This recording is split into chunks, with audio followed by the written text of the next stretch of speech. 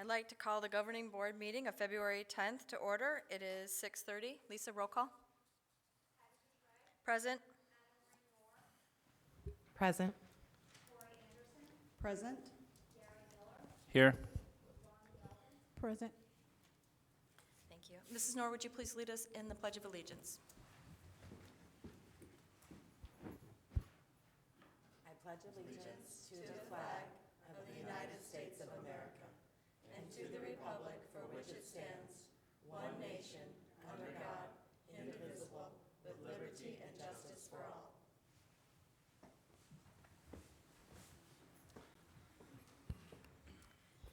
All right, adoption of the agenda. Do I have any amendments or motions? I move to adopt the agenda as written.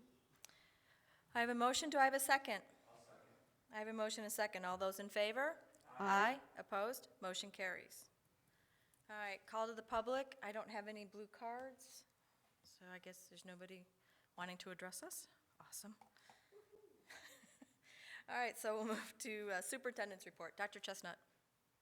Thank you, President Trey, members of the board. Things to report on tonight. February 2nd and 3rd, we had a multi-hazard safety in schools training here. You'll recall about a week before that, we had a training and planning session with City of Maricopa Police and Fire concerning our electronic emergency plans. Those were updated, and then in a similar way, we had this multi-hazard safety training, and it was very well done.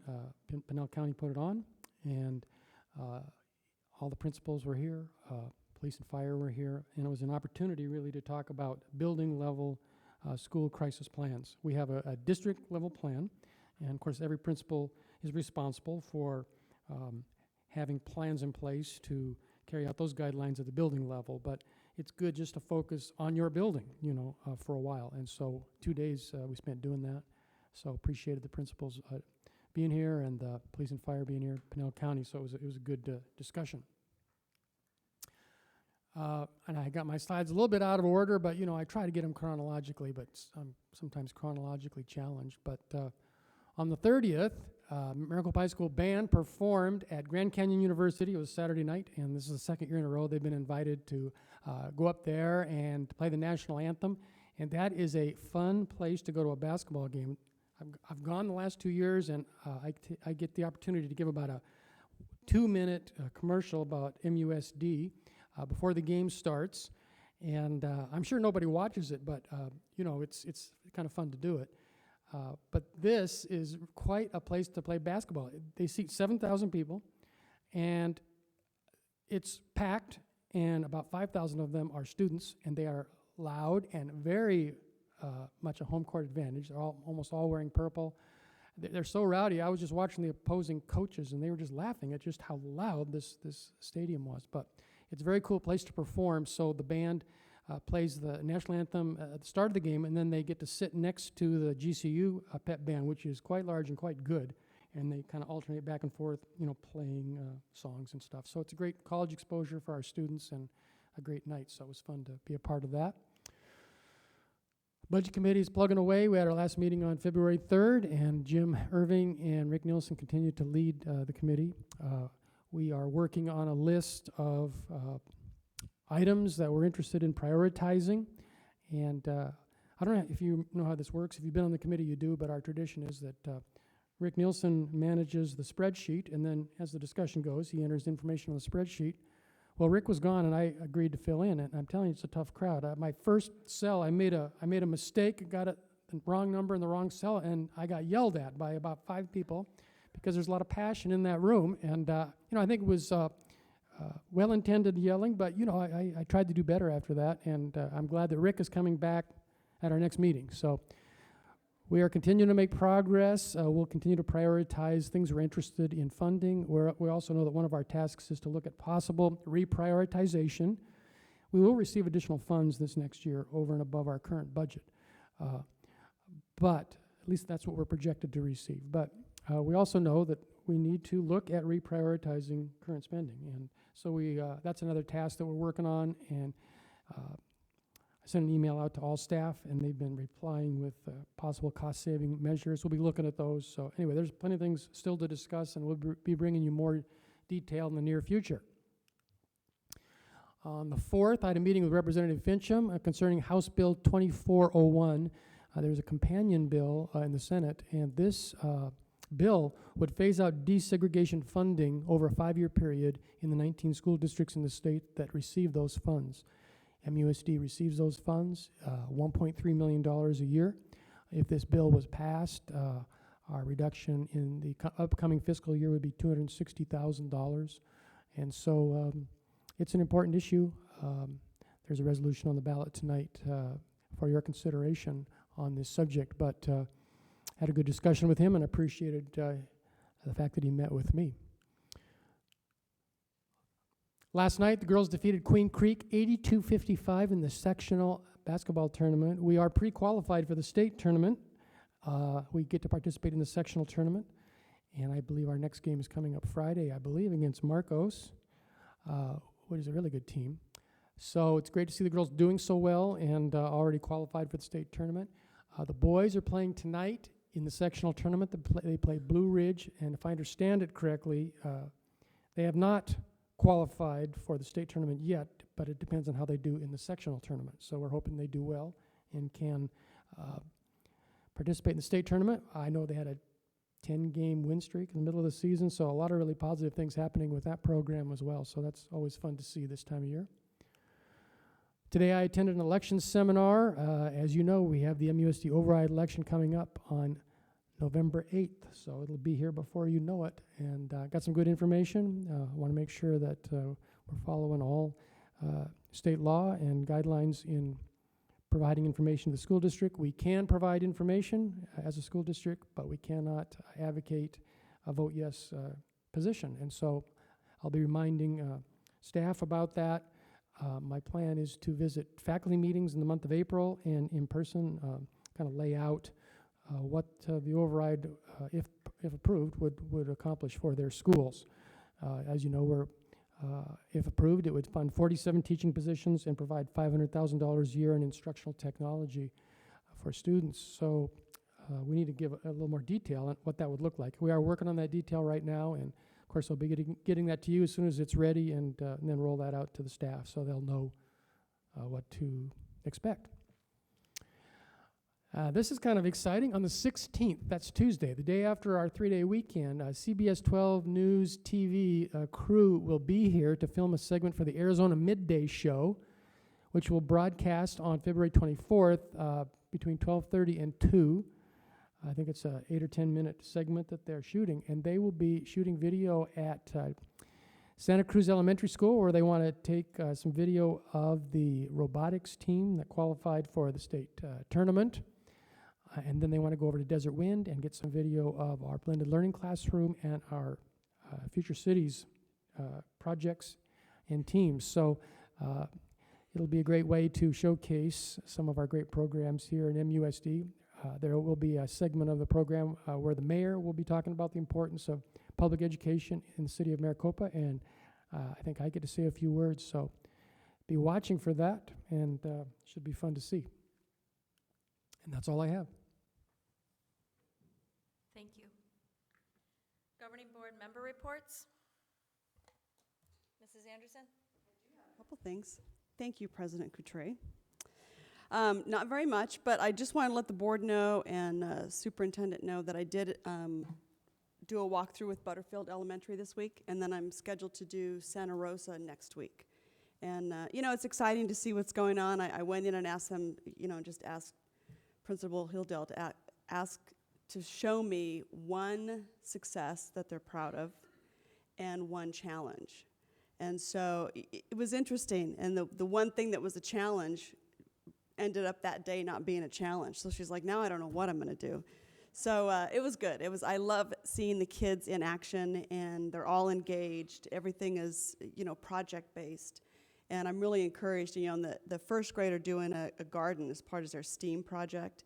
So H&N came build a wall and did a raised garden bed. So and Ace Hardware donated all the plants for it. So they're excited, and I'm excited to see some agriculture bloom, maybe. We'll see.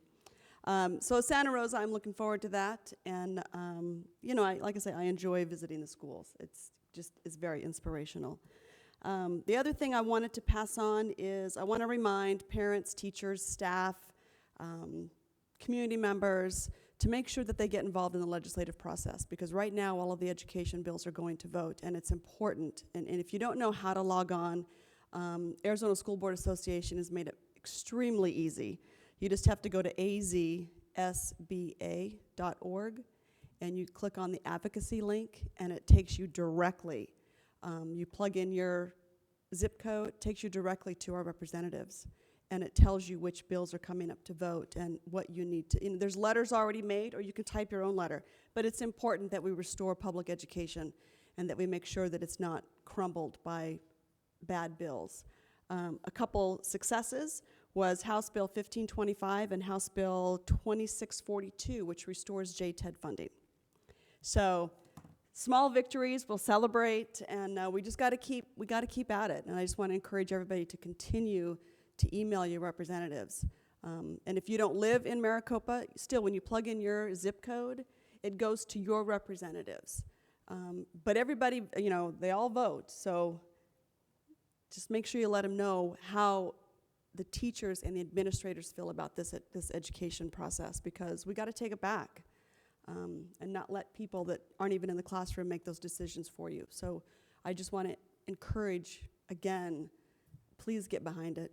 Take back your profession. We got to do it for our future. So that's it. Mrs. Melvin? I have a couple of things that I'd like to report. I have 2 site visits that are coming up this Friday, one to Santa Cruz and one to Pima Butte. So I'm excited about meeting with each of the principals there, and just excited to see the students. And then I also just wanted to, kind of on the same direction that Tori was going, as we're entering into our election year, just for any of our community members who may be interested in running for the school board, is just to remember that this is a nonpartisan board. So don't let anything discourage you, whatever party you are affiliated with. Just be welcome to be a part of this board. And that's it for me. Yeah, I'd like to express I had an opportunity to meet with Principal Sefrenick at Santa Rosa. Just a friendly reminder, the mission statement is to emphasize project and problem-based learning with the emphasis on technology and integration. One of the things that really jumped out at me doing the site visit was how the kids were engaged with technology, very structured. So it was a great opportunity to see the kids, and also kids in the community. Hey, Dr. Miller, And so that was great. So it was such a great site visit. I was welcomed back on February 23rd. There's going to be a math and science presentation where the students will present their models of volume in their circulatory system. So that'll be on the 23rd. Also, I had the opportunity to participate in the PTO meeting at Butterfield, and had the proud pleasure of Tori joining us. So I think we've talked together that we may go around and visit the different PTOs, different schools together. And so that's very encouraging. And I know recently the board, we were invited, it's in March 3rd, but there's a youth town hall that's going to take place at Copper Sky. So I did send the city my information to participate in that. So I believe, if not all, most of us will be participating in that. So that's very encouraging, and I think that's pretty much it. So, March, that's March 2nd. Read Across America is going to happen as well. So I did send my name in to read to the students. I think kindergarten or first grade. So that'll be a fun experience. So with that, I'll yield back my time. Mrs. Knorr?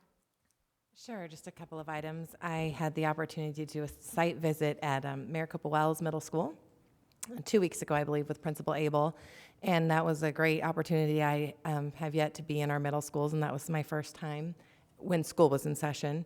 And they're doing a lot of great things there. I got to see the blended learning program, which is really growing, and I think they're looking at some options for next year to allow that program to grow and to function, the space to function better for those students. So that's exciting. They also have a Spanish elective, and I know electives have been a big deal at the middle school, so it was good to see that class in action, and we got a great teacher in there, and they were learning Spanish, so it was good to see that. And I look forward to the rest of my site visits over the next couple of months, but it was a really good start.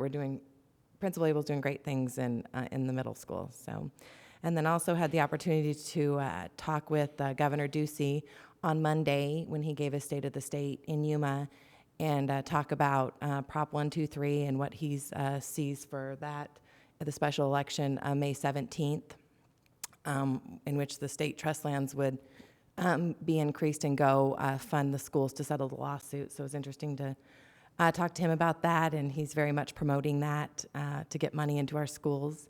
And then we also talked about the JTED funding, and he talked about how he agrees that needs to be done, and that it was a hard decision last year when they cut it, but that as he travels around the state, he said it's such a nonpartisan issue that everybody supports JTED funding, and it was an overwhelming response, and so he was looking forward to restoring that, and so that'll be great, and hopefully that comes through, because that's a huge part of our high school and what we do. So that's all I have. Thank you. Moving on to work study items. Maricopa High School academic focus update. Mrs. Myers.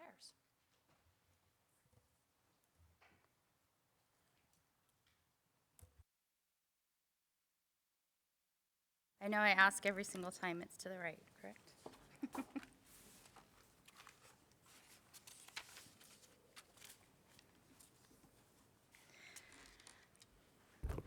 Good evening, Dr. Chestnut, President Coutre, members of the board. Thank you for having us here this evening, and I wanted to start off by thanking you for your support, continued support, as this is my first year as the high school principal. And I do appreciate seeing you guys, your visibility on campus at events, and as well, my whole team does appreciate that. And I am so proud that this evening we have several members of our teaching staff here in the audience. And with me, I have Mrs. Cox. She's our assistant principal who oversees assessment and instruction. We have Mrs. Michelle Schaefer, and she is our CTE coordinator on campus. And we have assistant principal, Mr. Jesse Roth, who oversees facilities, activities, and security.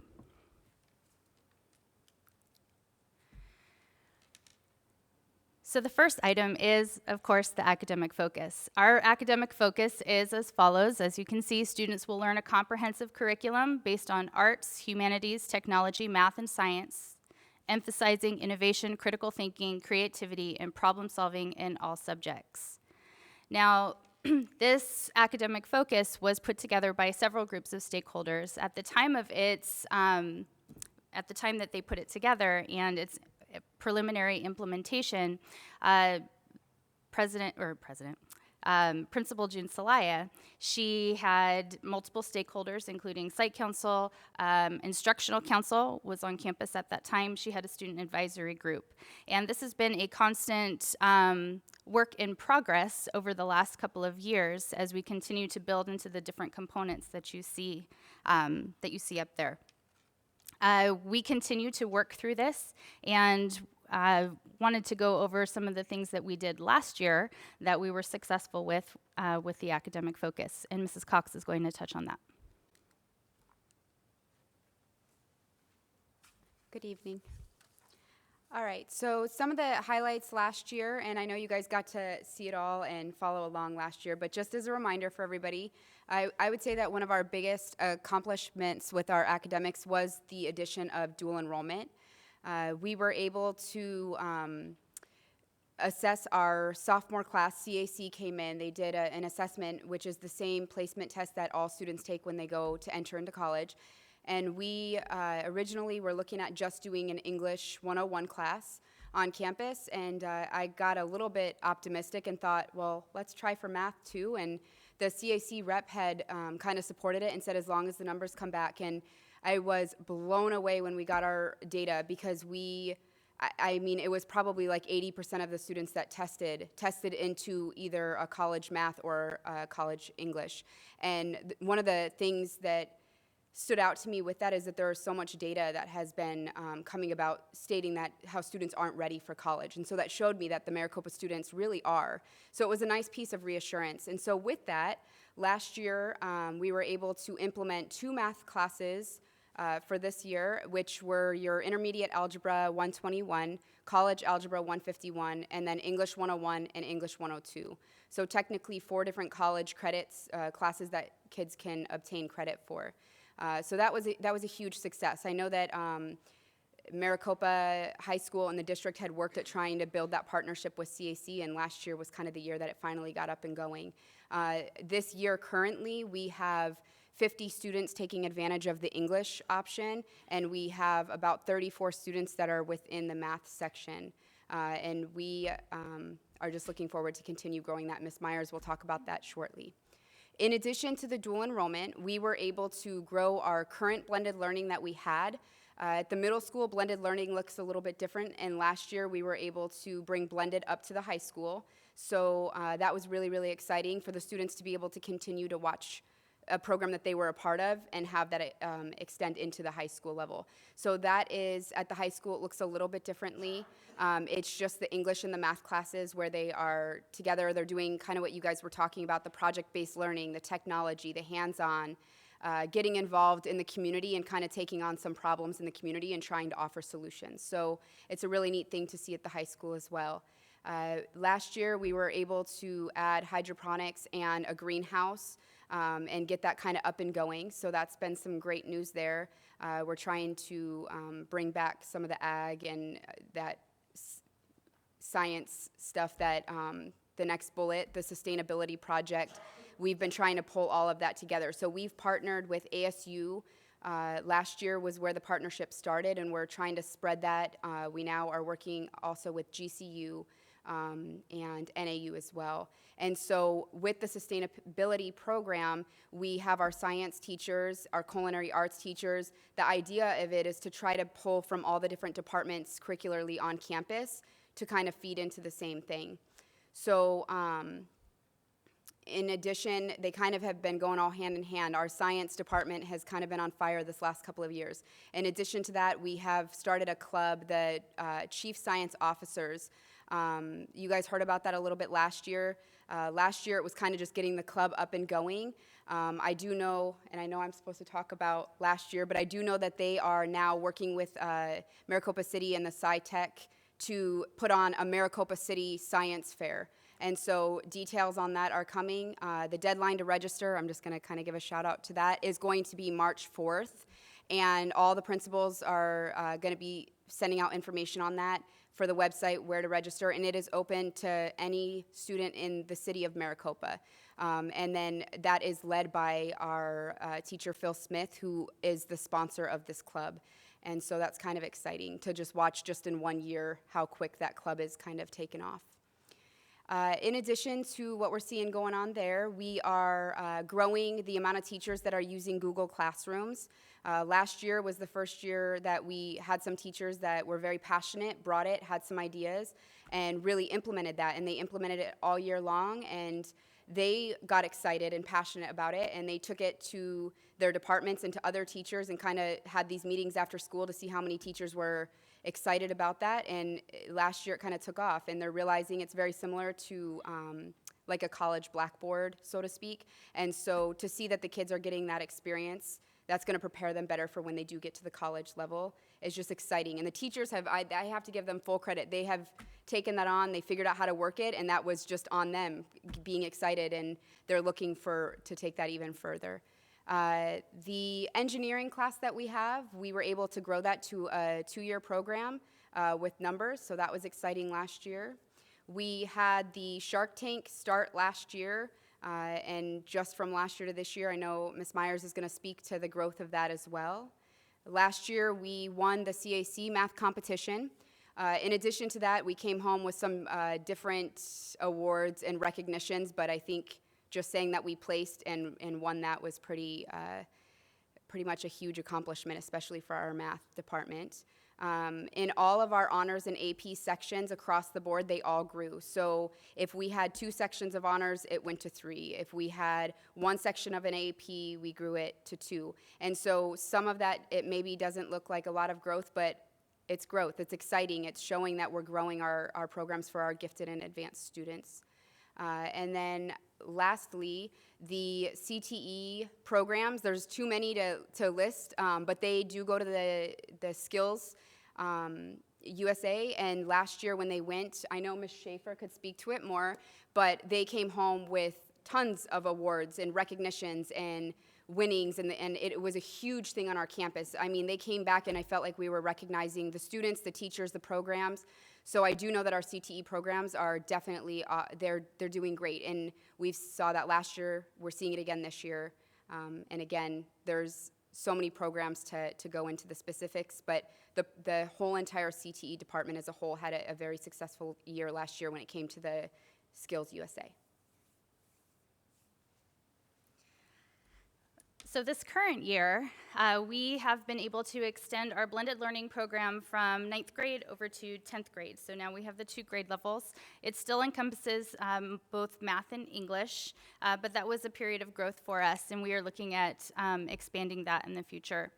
We, this year, have established a MHS Gifted Forum, and basically what that is a group of stakeholders, teachers, parents, students, administration, counselor, to really come together with the funds that we have, with the resources we have, and with the people that we have. How are we going to best serve our gifted students at the high school level?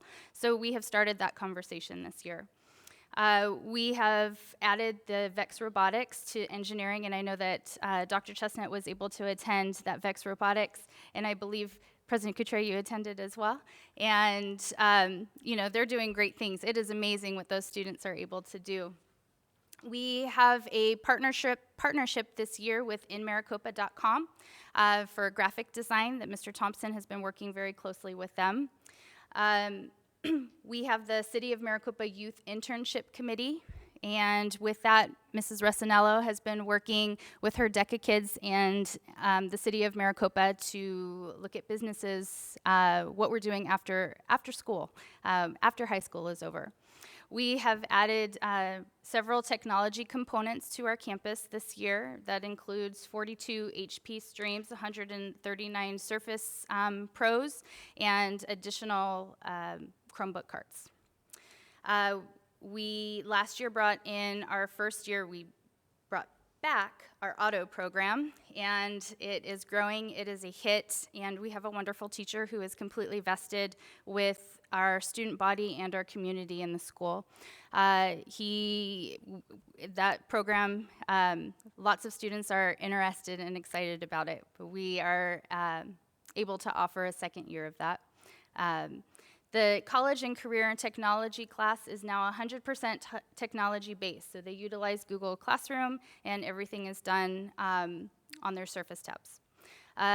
We have additional teachers utilizing the Google Classroom. At the beginning of the school year, Mr. Resinello and Mrs. Resinello put on a professional development for our staff, really showing what we could do with Google Classrooms.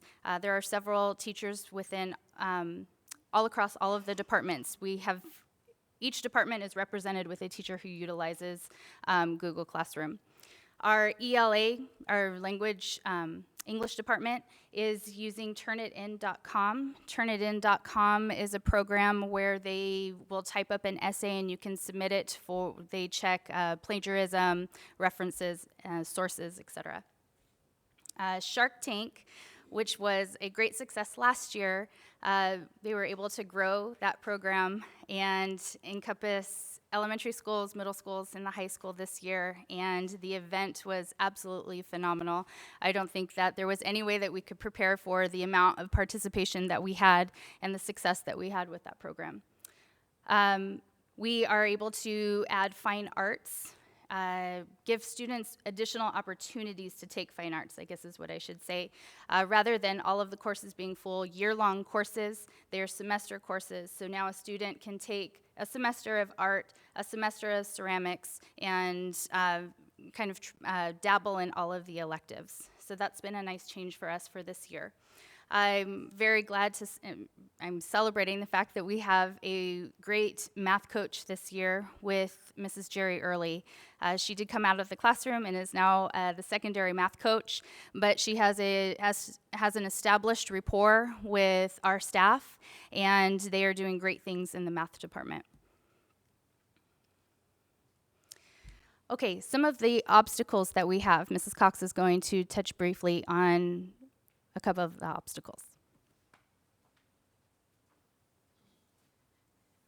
All right, so one of the first obstacles that our campus as a whole is faced with this year is that our curriculum maps at this point are not completed in full. And so just to elaborate on that a little bit further, we were using Beyond Textbooks, which was the provided curriculum. And so as we moved away from that last year and made that decision, that was, our teachers were very thrilled with that decision. They were very excited to see that happen and to see the board support that decision. But with that, obviously, we didn't have full completed curriculum ready to roll out. And so our teachers are the ones that are creating that. And there were some curriculums for some departments, for some grade levels that before BT had came that were there and just needed a little bit of tweaking. However, now that we are moving in the direction that we are with the curriculum maps, we are needing to complete those. So it was like we had started with them, BT came in, and now we have to finish and pick up where we were. We've been off to a great start. I will say that our English, math, and science, because they were the ones that started when we originally started creating the curriculum maps, are a little bit closer to being completed. I know that with Common Core and the literacy standards that when I say they're not complete, some of it is just that. It's just going back through a completed curriculum map, so to speak, and just tying in those literacy standards that maybe weren't necessarily there. And again, that's part of that transition into Common Core because we had switched to BT, so those standards maybe weren't included at that time.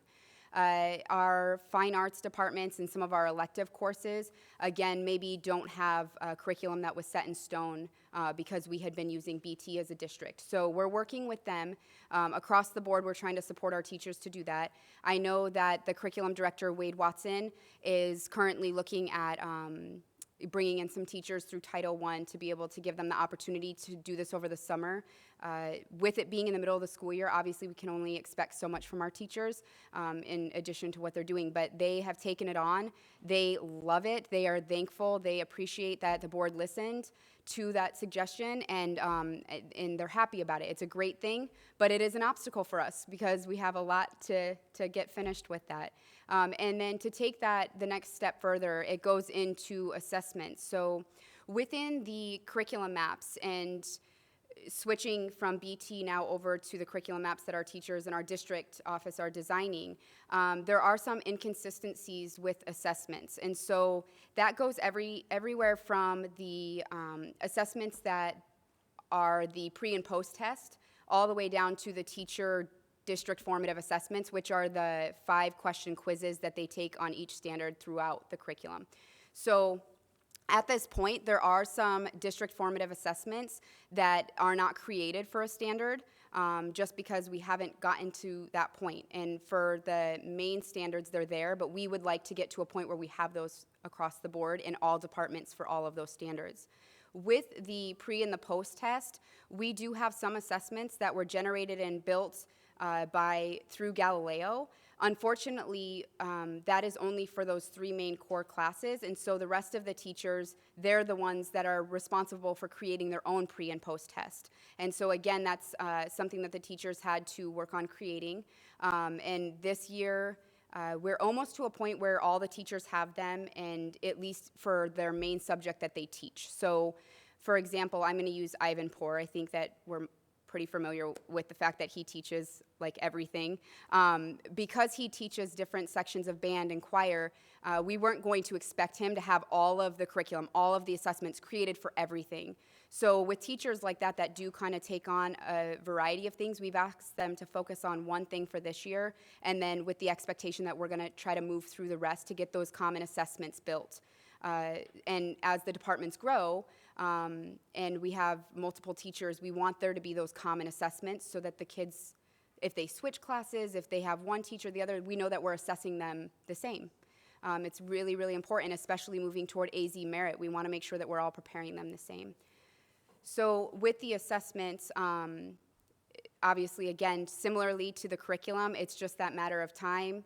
We're working on it. It's one of those, set those deadlines. If you don't meet it, let's reassess and set a new SMART goal for it and just keep trucking until we get to where we want to be. And then the third one is our professional development needs. For the professional development needs, I think that is an ongoing assessment of what we are looking for. This year, we've focused on differentiation and campus-wide we focused on differentiation, but we're moving into the campus-wide literacy standards. And as we talk about plans, the progress that we've made in future plans, as you can see up there, that we are going through differentiation, Kagan, there's constant Kagan trainings within the district, thinking maps training, and AP training. We are extending that now to some of our teachers, offering the opportunity to go to a pre-AP training, that's for our honors teachers, and bringing in some additional differentiation, because that also ties in with making sure that we're able to access all learners, included our gifted and our ESS students. We are currently using our Wednesday early release and our Wednesdays as time dedicated for teachers. Our focus this entire year has been on curriculum maps, building curriculum, identifying resources, working on common assessments, and working as a team so that every team is doing the same thing. As we look into next year, I think that you would be pleased to see the course additions that we are able to add. I am very excited about adding a second language as a former foreign language teacher. We are adding Spanish 3 back into our course of studies. We have missed that for a couple of years. German 1 and 2 will be offered next year. We are looking at additional dual enrollment courses. Mrs. Cox and Mr. Watson are working through those. AP Studio Art, we've had that in the past, and this is something that we are able to bring in again to offer that higher academic rigor in the fine arts. AP Calculus BC is another addition for us, as well as AP Statistics. We do currently have Calculus AB, but BC will be a new one for us. We are adding in a third year of engineering. The program has been a great success for us. Again, I already talked about the second year of auto tech. Intermediate band is an additional class that we are adding in fine arts. And of course, between Mr. Jump, who is one of our VEX robotics advisors, after school club advisor, between him and Charles, they are expanding our VEX robotics. And with that, I would open it up if you have any questions for us. I don't have a question, but I do want to compliment you guys, how wonderful you guys have done with the communication and having your entire staff communicate with the parents, letting them know what's going on. The weekly Connect Ed messages are awesome. Thank you very much. And as I've stated before, if you have a student at the high school and you don't know what's going on, then you're living under a rock. So thank you so much, because that was much, much needed. In my experience in designing and implementing programs, there always seems to present opportunities to, I guess, to improve the program. So my question is with adding the 10th grade blended learning program, are there any opportunities that you're seeing in order to improve the program, maybe the transition process from middle school to the high school, or is there any opportunities that you see that you can tweak? I think that one of the things that I have noticed over the last 2 years is definitely that transition from middle school into high school and going from 4 core areas in middle school and going just to the 2 core areas in high school. That can be an adjustment. But if you look at our student population that is currently in blended learning, not all of them actually had blended learning last year or the year before. They didn't necessarily take it in middle school. So we don't necessarily have continuing students. We have new students. We have some of those students who are in blended learning or that were in blended learning in 8th grade that then chose to take honors, and we don't offer the honors track in blended.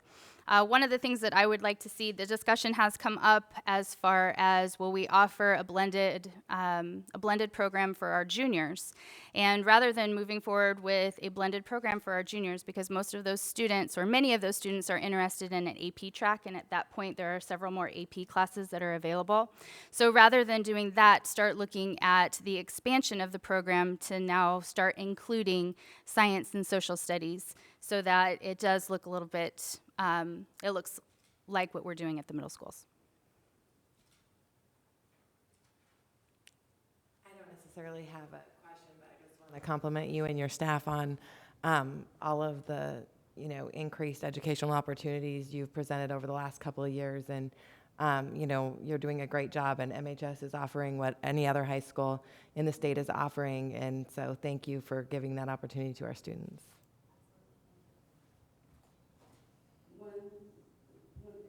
Well, 2 things. I think it's great. I'm excited. I just want to say every student that I talk to at the high school, they love attending MHS. And as an alumni, that warms my heart. So it was fun when I was there, and I see that the high school is bringing back some of those traditions, which is one way to bring those students back to our community after they've attended college. So I think that those traditions are important, so I want to thank you and your staff for starting to get those traditions going again. So that's one thing. And then I didn't hear anything about your health and physical education classes. I know last year you changed the classes around to offer more weight training and other options besides just PE. So, and I know the classes are full, and I know that the weight training classes weren't open to other students. They were only open to athletes.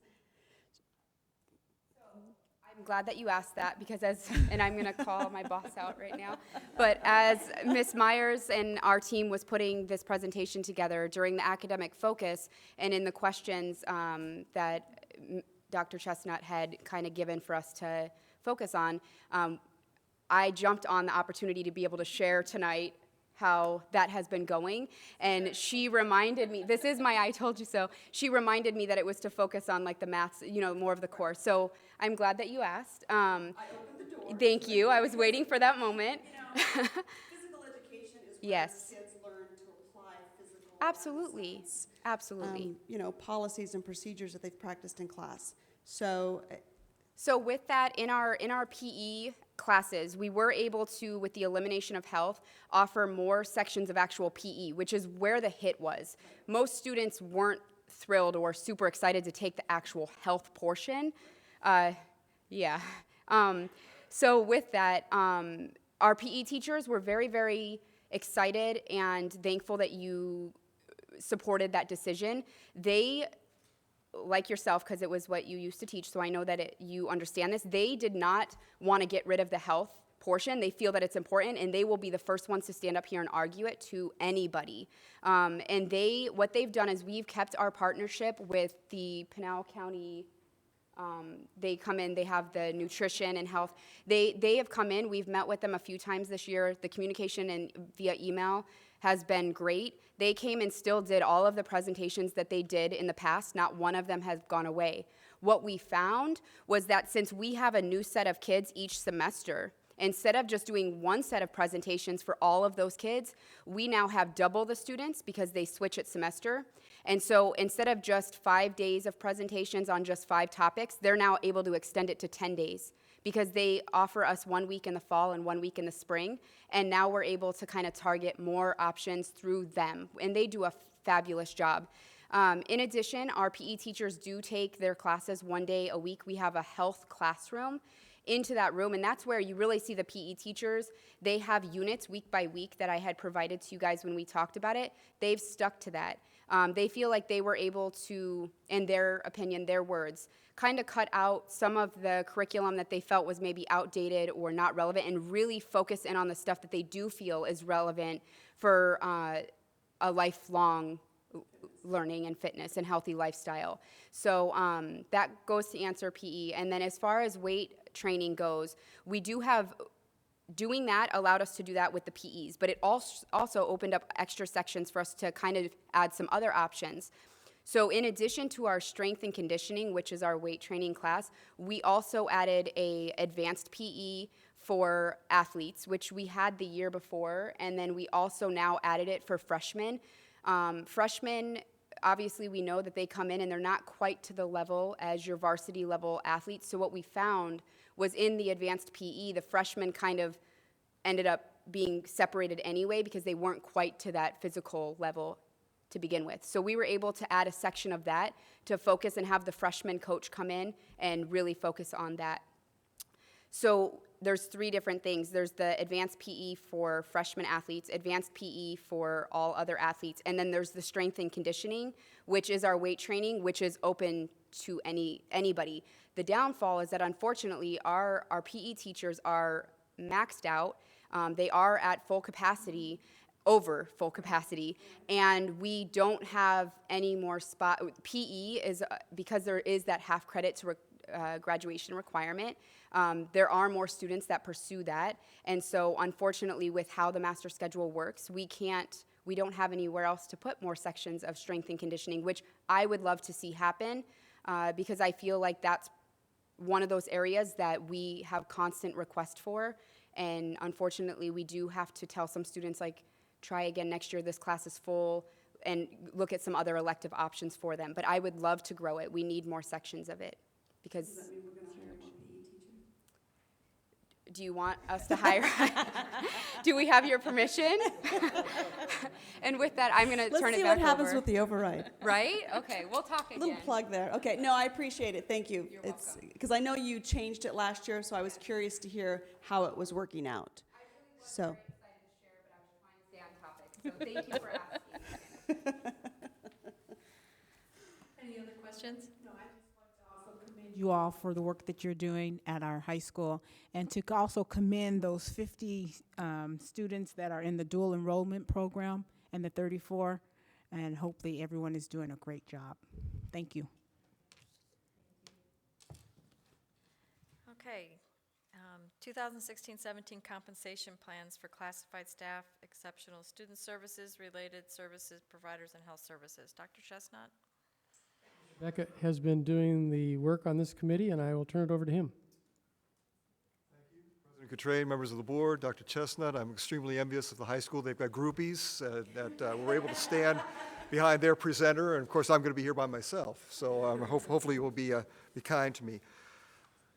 Last year, we took upon ourselves to start working on a process in which we moved away from our step systems. For the 14-15 school year, we were able to implement a certified and an administrative salary schedule compensation plan that kind of transitions us away from those step programs. Tonight, you have in front of you the 3 different employee groups that we're finalizing for transitioning into the stepless system. What I'd like to do, if it's all right with the board, is like to go through with each one of these, not necessarily in great detail, but at least give you some high points from each of them. If you would please take a look at the classified hourly compensation plan first. All right. Everybody there? Okay, page 1. First, I want to be clear that this is for initial placements only. All right, all of our current classified staff members, this plan really is not addressing them. They will remain the same placement that they are this year. Any compensation changes would be made as a result of any decision we make as a district for salary changes. The initial placements, these are the base level, base hourly rates for each of the levels. I don't want to transition too quickly here, but if you look at page 2, you'll see what I'm talking about within our staff levels. Each one of our employee positions are listed, all of our classified employee positions are listed in these 28 levels. And then what you're looking at on page 1 then would be the base, step 1, I guess you want to call it that, as we're trying to translate, but the base level for each one of the base hourly rate. Experience. Once we establish that base rate, we then would look at experience. Anybody coming in would be granted 2% on top of that base rate for every year up to 10 years, so that we could see a potential of a 20% increase on that base rate. That's the maximum that we would do for initial placement. I do have 2 examples down there too that kind of will highlight. Both of those are kind of the process we would use in terms of identifying, determining that base initial rate for every employee. One other thing that we have done this year is we're trying to highlight the importance of education, not only to our certified and administrative staff, but also to our classified staff. And we thought this was a nice addition to be able to recognize those employees who have a degree that necessarily as a requirement for their position. Our paraprofessionals, one of the requirements, one of the ways that they can be a highly qualified paraprofessional is to have an AA degree. That individual would not get credit, an educational credit for that, particular education degree, because that's part of the requirement for them to have that before. But say we have a bus driver who happens to have a degree in something and maybe he's retired, we want to recognize that. We think that's important that we recognize education. So that's been added for this year. Just to get back once again to the experience level, our current step system actually recognizes 3% for each step. So one of the things that we're struggling with and trying to figure out a plan to do is the equalization. You know, we did this last year so that no teacher would feel, who's currently employed with us, somebody coming in was making more money. Well, if using the old plan, somebody with 10 years of experience actually would got a 30% bump in their base rate. Now that's going to be a 20% maximum that somebody could earn coming in. This is hopefully a gesture showing that we're trying to do our best to try to keep that equalization concept for our classified staff as well. As you move to page 2, once again, you'll see all of our positions listed there. And then the final page is basically the same information we included both on the administrative and the certified compensation plans, highlighting the incentive program we have during retirement, also the sick leave payout at retirement as well. Do you have any questions on that specific plan at this point in time? Maybe I'd like to address that question that did come to me, I believe, from Member Anderson about comments. What comments had I received back about this particular compensation plan? The only comments that I've had have been more related to the placement of a position on that second page. And that's really a separate conversation. It's a reclassification. This past week, I sent out a memo to our leadership team asking them for any recommendations to HR by March 1st. At that point in time, we're going to take any of those requests, we're going to put them together, we're going to consider what we can and what we can't do, and then we'll be coming back to the governing board at a later date with any of those reclassification requests. But, you know, just give you an example, say we're looking at the, on like a level 11, say we had the highly qualified paraprofessionals 2, if we made a decision we wanted to move to 13, that would be an example of the type of reclassifications that we'd be asking them to possibly approve. Are there any questions on that particular plan? Mr. Beckett, so let me clarify. You said that this is for any new staff coming in. That is correct. So is this going to balance out with our current staff, or are they going to be reevaluated and decide who needs to be moved up, or is that going to happen for next year? The intent for this year is to have all current This year, right. staff members stay at the present rate they would have. Once again, we'd make any salary adjustments if we have funds. So if it was a decision that we were going to make a 2% across the board pay raise, that's what we would make that adjustment then. And just to clarify, as Mr. Becker was just saying, so he just sent out the email asking for administrative recommendation on possible reclassification for next year, and then we would bring that as a package once we sort through all that as part of our budget adoption process as well. And you Member Nora? had staff, Oh, sorry. sorry, I didn't mean to interrupt you. You had classified staff work on this with you? Okay, I should have probably led off with that. There was a committee that was convened in the fall. Okay. And we met a number of times, talked through things, pretty lengthy list of things that we presented to Dr. Chestnut as a recommendation. okay, Yes. all right. Member Nora, did you have a question? Just because you brought up Sure. the possible reclassification in these, to consider with the paraprofessional position, when you're having those discussions or considering that, because when I toured Maricopa Wells, that is one of their challenges, the turnover with paras. And so the thoughts there were that if the paras could be more full-time, a more full-time position, that you'd be able to keep them. So, I mean, I guess if we're considering moving them up to a different position, maybe we should consider, do we move them up to a different level, or do we make it a full, if we're going to increase funds there, or do we make them full-time? Which one's going to be more beneficial in the long run in terms of, I think, our ultimate goal, which should be retaining those staff in those positions? Just, Exactly. yeah. And that is another possible scenario we would be considering as well. Let's go and move on to the health services compensation plan. A very small group of employees, but again, an important group of employees. We wanted to make sure that they were involved in this transitioning process as well. Marilyn Wyatt has looked over this plan. I received really no feedback from any of the staff or from her for any changes on this. But as you can see, this is basically outlines the starting pay for any of these nurses in whatever stage of educational progress they are, and then also lists a maximum salary. Those maximum salaries would be based upon $500 a year per year increment for experience, and then we also then recognize the coursework as it's listed underneath there. We wanted to recognize coursework beyond an RN. Even though they may not have a bachelor's degree, we thought a $40 per credit was a reasonable amount of money to give to those people. And then again, of course, once they reach their bachelor's or their master's degree, they will receive a different incremental credit for that. And then finally, awards for each of those degree conferments. And once again, there's an example down there as well.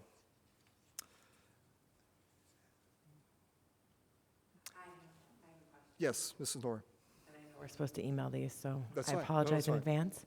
But the coursework and the experience factors that are in this plan, do they correlate with the coursework and experience factors for certified staff?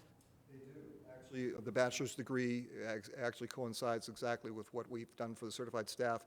And like I said, the RN certification that does not have a bachelor's degree attached to it, we wanted to give some kind of credit for them for the work that they're doing, possibly toward a bachelor's degree. But yes, yes. Correct. That's The correct. teacher? Okay.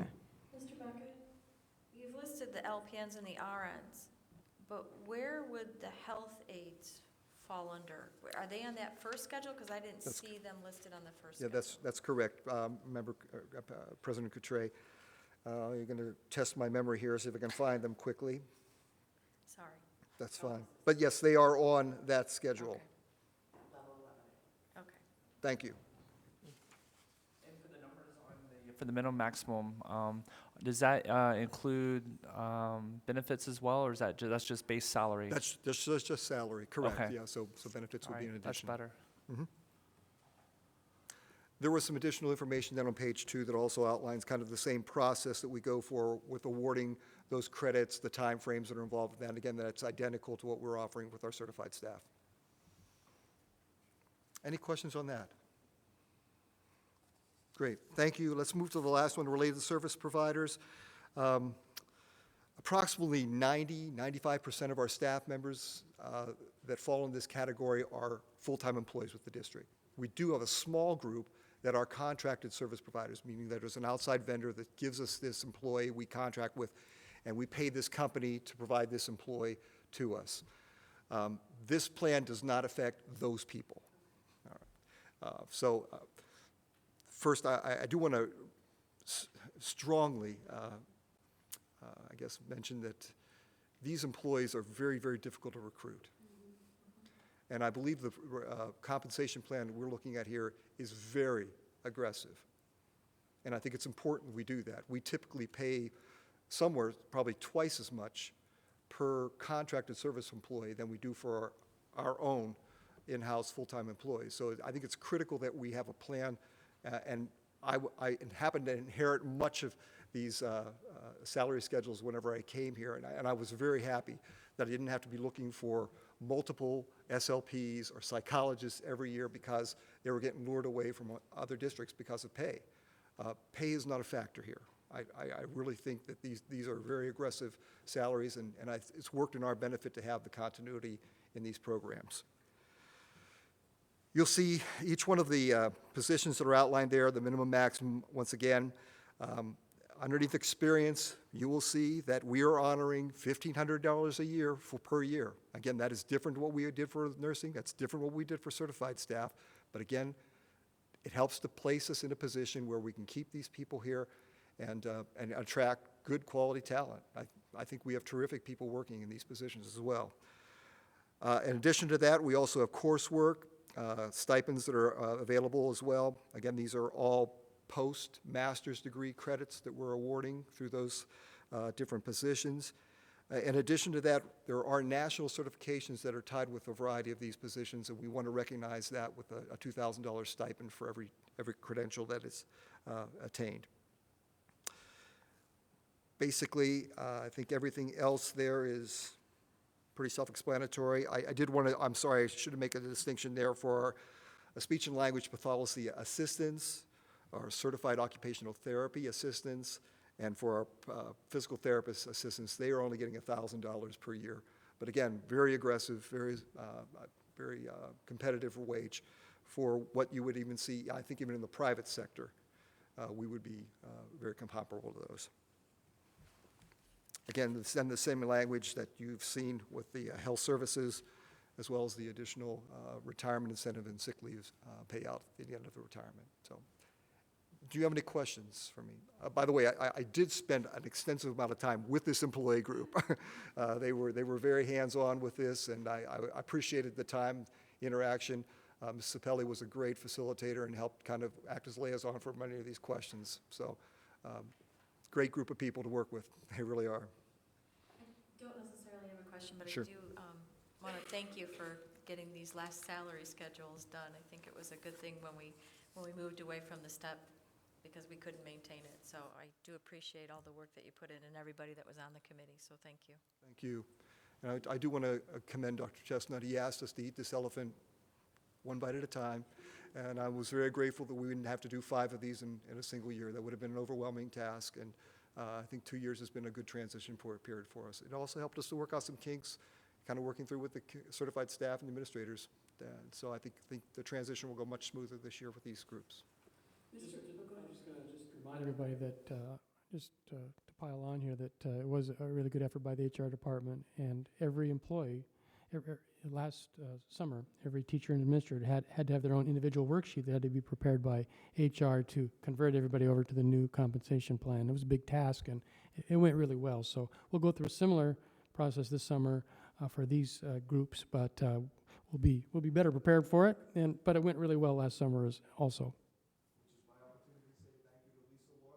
Sarah Aguilar for their terrific work. Every day they come, they show up, do great work for us. Even have a smile. All the time. It's terrific. Mr. Beckett, I do have a question. Sure. Knowing that we see the vouchers, we know how much gets paid out to out-contract some of these psychologists and things. In an ideal world, are we still aggressively looking to possibly hire and not contract out? Because it looks like obviously it's cheaper for us because it is 2 and 3 times to contract out what it would cost us to hire. I did have one of our psychologists mention to me during the course of our meetings that she was formerly from Mesa, mentioned to me that their plan was far inferior to what we're offering and that she was actually making much more here than what she would at Mesa. So, I mean, we are aggressively seeking. I think people that if they're looking to find a good place that offers them a decent wage, And I think they're appreciated. I think we do a good job there. But yeah, even our contracted service providers, many times we'll actually have employees that will come to us as a result. They like what they're doing here, they like their experience, and when they get to the end of their contract period, they're asking us, would you be willing to hire me? Which is nice. And that's on Maria Spelli's radar. She's evaluating right now and getting ready for next year's staffing plan. So we're trying to keep those contracted employees at a minimum. Oh, that's good, 'cause it does, I mean, it would be nice to have them all in-house. That's good. Yes, sir. And with the like with psychologists, OTAs, some of the health staff, do we pay for their continuing education courses, like to renew for the licensed professionals? We do not pay for their on the front end of it. So once they would get completing courses, we would pay them these incremental steps or incremental dollar figures for the amount of coursework they would finish. For the stipends, I'm sorry? as classified as the stipends. I mean, is that with the stipends? Was that what would Well, cover that? I don't think I'm yeah, understanding that Okay, quite sure. right. Well, I apologize. let me understand what you're saying. So we have a psychologist that maybe has a master's degree. and- For continuing education, so like say we have a licensed psychologist, and every 2 years they renew their license, or even an RN, and there's so many continuing education courses they have to renew.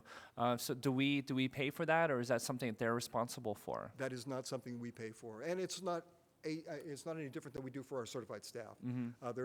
We have professional development trainings that continue through, and every 6 years, our certified staff, once they're on a standard teaching certificate, have to complete 180 hours just to be able to renew.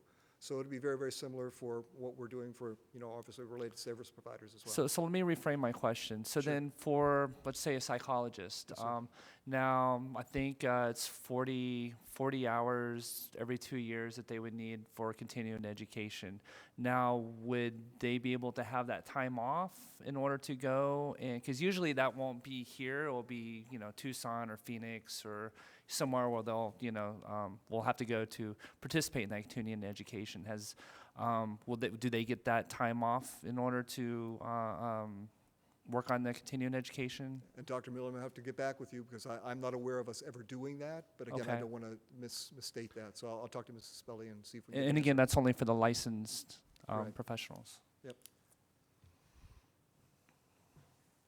Any other questions? Thank Nope. you, Mr. Beckett. Thank you. All right, we're at the consent agenda. Do I have any motions? Move to approve. I have a motion. Do I have a second? I have a motion and a second. All those in favor? Aye. Opposed? Motion carries. Mr. Beckett, you're up again with the HR schedule. Very good. Thank you, President Coutray, members of the board, Dr. Chestnut. You have in front of you the personnel schedule for tonight's meeting. I'll take any questions you have at this point.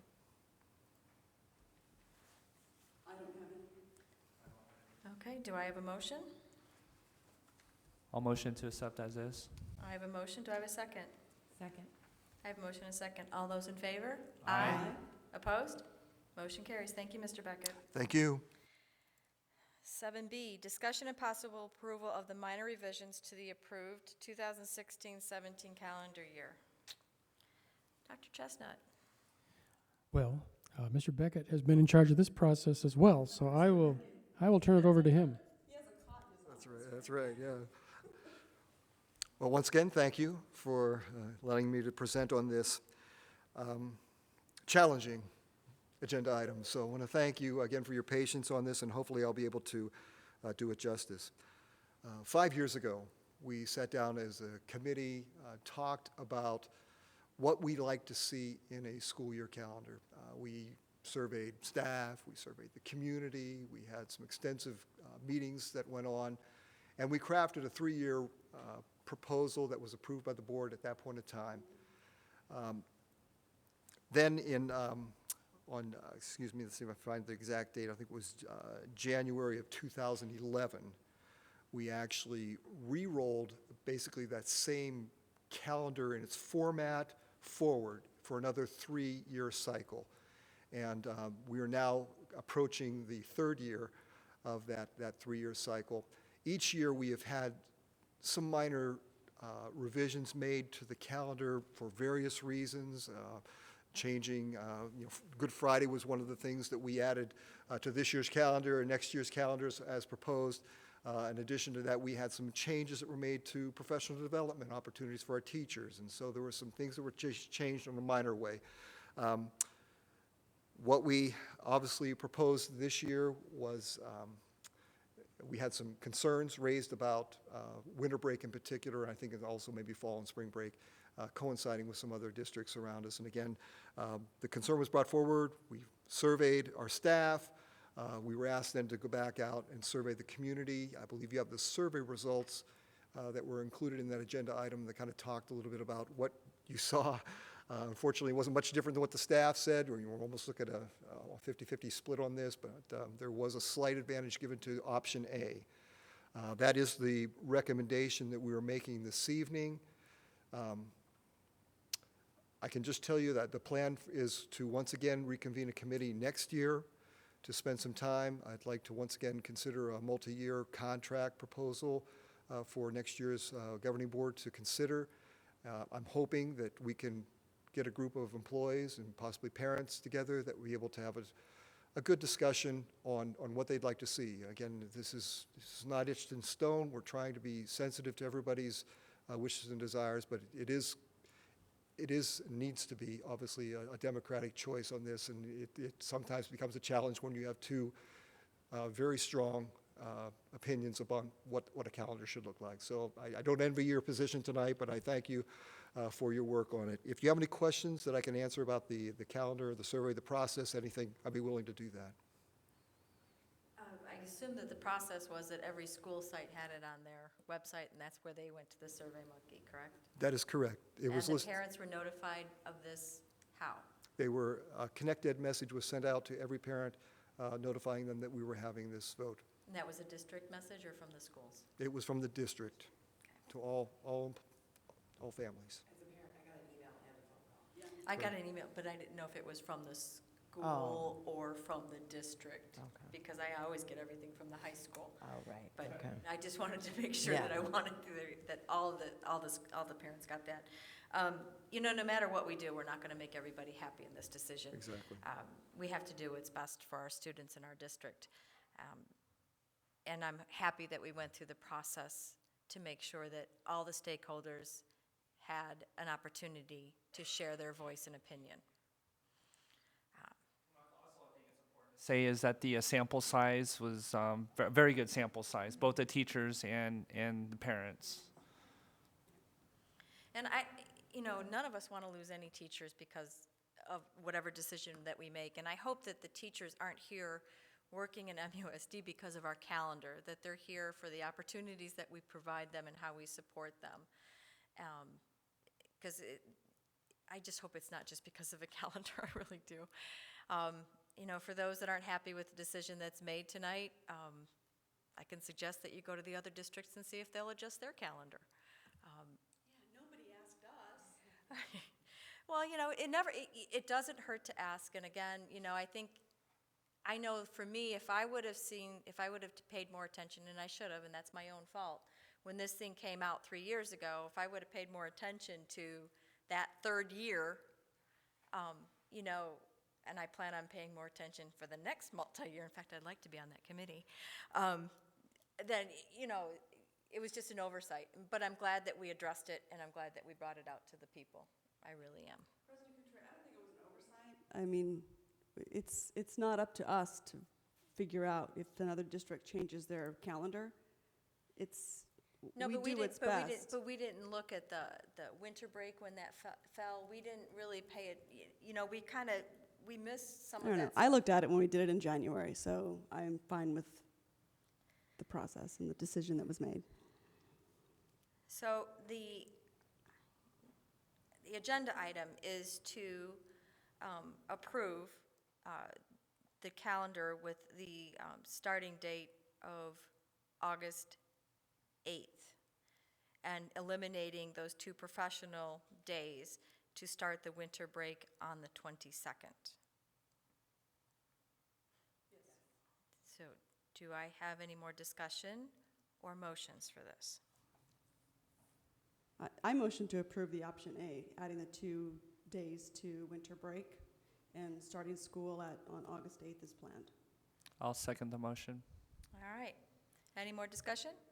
Ben? Do you have something? Okay. No. All right, so all those in favor? Aye. Opposed? Motion carries. Thank you. Item C, discussion and possible approval of the 2015-16 governing board goals. And was this supposed to be 2015-16? I think this was supposed to be for, well, how do we put this? Well, Because I it kind of asked. starts, I asked, so let's refer to. okay, Dr. Chestnut, I asked that same. it's on you. I thought they should be 16, 17. Me too. I think it's a good question. We never adopted official governing board goals or board superintendent work plan for 15-16. We just changed our process is what happened, right? We used to do this back in either summer or early fall as part of review of my contract, but we changed it up this year.